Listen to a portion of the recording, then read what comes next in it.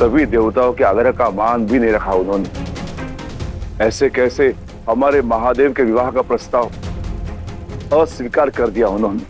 किंतु अब क्या होगा नंदी? कैसे होगा शिव शक्ति का मिलन?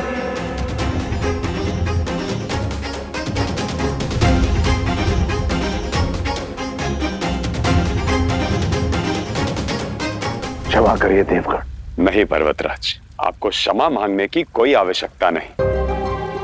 मैना देवी एक मां है और एक मां को अपनी पुत्री के भविष्य के लिए प्रश्न करने का पूर्ण अधिकार है। हम उनकी पीड़ा समझ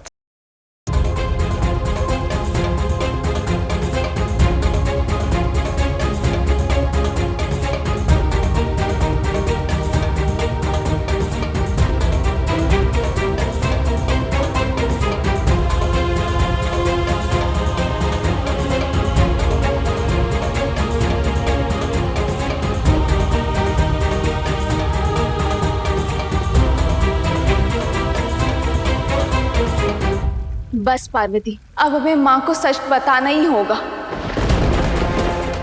कि वो जिसे अपनी पुत्री समझ रही है महादेव की आदि शक्ति का रूप है। तब जाके वो अपना हट त्यागेंगी। नहीं दीदी, आप माता श्री से कुछ नहीं कहेंगी, चाहे कुछ भी हो जाए। किसी को कुछ नहीं बताएंगी।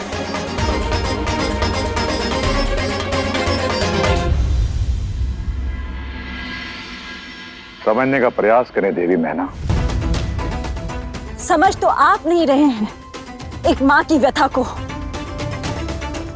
अब या तो महादेव मेरे सभी प्रश्नों का उत्तर दे और मेरी पुत्री को श्राप मुक्त करे, या फिर मेरी पार्वती को हमेशा हमेशा के लिए भूल जाए, भूल जाए, भूल जाए, भूल जाए।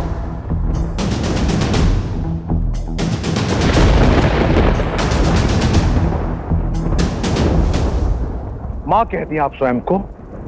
अरे मां का हृदय तो कोमल होता है, पाषाण नहीं देवी मैना। एक बार अपनी पुत्री की पीड़ा को समझने का प्रयास तो करो। पार्वती प्रेम करती है शिव से और हम सबको भी ये संबंध अनुकूल लगता है। केवल आप ही हैं जो उनकी प्रसन्नता में बाधक बन रही है। ओह, तो आपको लगता है कि मैं एक अच्छी मां नहीं हूं? मैंने ऐसा तो नहीं कहा देवी। किंतु आपकी बात से तो यही लगता है।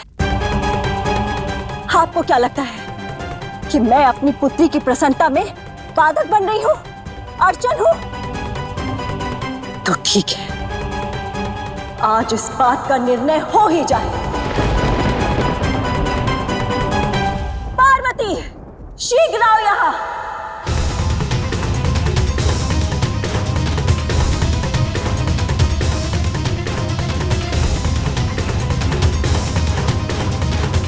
जी माताश्री।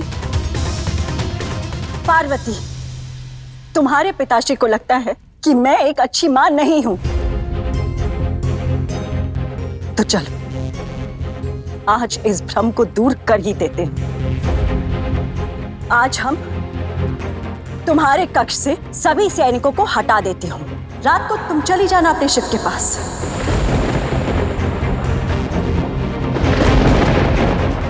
कल वैसे भी हम तुम्हारे लौटने का उत्सव मना रहे हैं। तुम्हारे और शिव के विवाह का उत्सव भी मना लेंगे।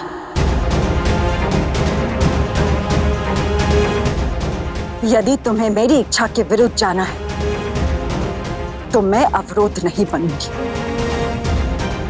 कर लो जो करना है, तुम्हें, तुम्हारे पिताश्री को और तुम्हारे शिव को, और तुम्हारे शिव को, और तुम्हारे शिव को।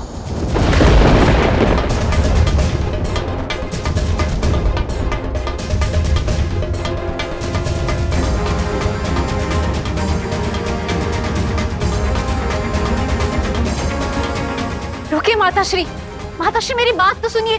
माताश्री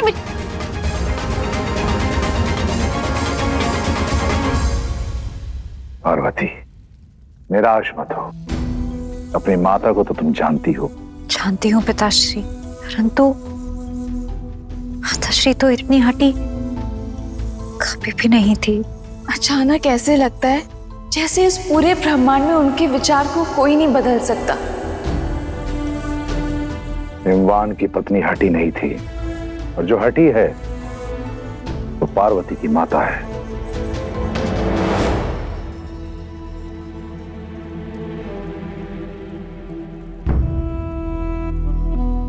मां की हट, उसका आवेग, उसकी निष्ठुरता, उसका गुस्सा सब अपने बच्चों की प्रसन्नता के लिए होता है। कई उमंग, कई स्वप्न होते एक मां के लिए, और जिसमें से एक सपना होता है कि उसकी पुत्री भी मां बनने का सुख भोग सके, कि मां बनने का जो आनंद उसने पाया है उसकी पुत्री भी वही आनंद पा सके।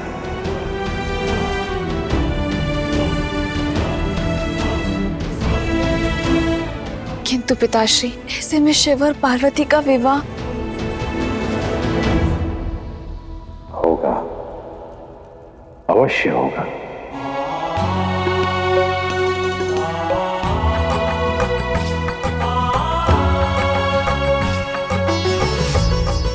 लेकिन कैसे पिताश्री?